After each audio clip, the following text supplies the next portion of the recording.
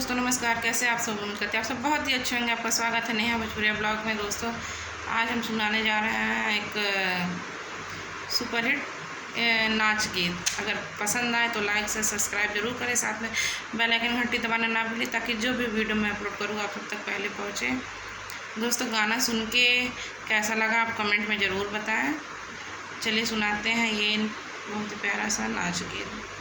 बड़ा नीके लागे कंगन में मोतिया, बड़ा नीके लागे कंगन में मोतिया।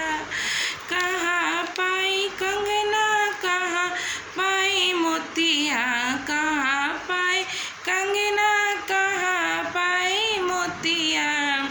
कहाँ पाई बाला में रंग रसिया, कहाँ पाई बाला में रंग रसिया।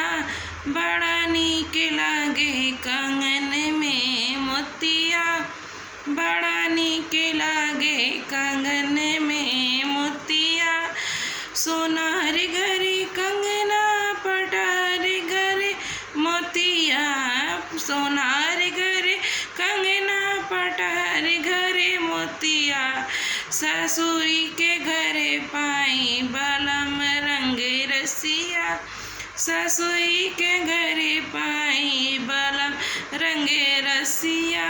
बड़ा नीक लागे कंगन में मोतिया, बड़ा नीक लागे कंगन में मोतिया।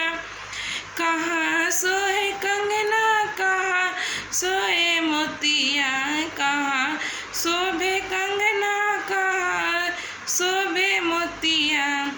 अरे कहाँ सोहे बालम रंग रसिया, कहाँ सोहे बालम रंग रसिया।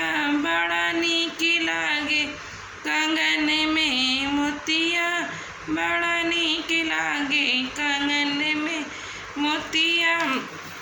हाथे सोहे कंगना गले सोहे मोतिया, हाथ सोहे कंगना गले सोहे मोतिया।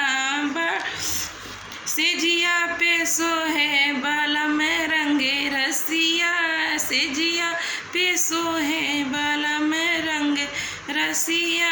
बड़ा नीक लागे कंगन में मोतिया, बड़ा नीक लागे कंगन में मोतिया।